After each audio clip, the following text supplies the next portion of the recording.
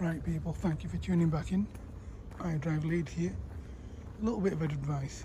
In terms of the first thing that they'll check is your eyesight.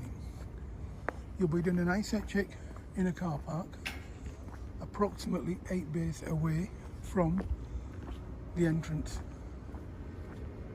So as a ballpark figure, you'd be standing here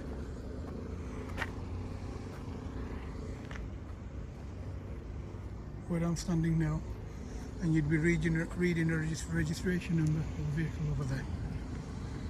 The same could be from here to the end of that car park where that gentleman's standing there, or from where the gentleman's standing, you'd read a registration number over here with one of the parked cars. So it's where that brown coloured van is on the left to the main entrance to the test centre, or where that building is in relation to here.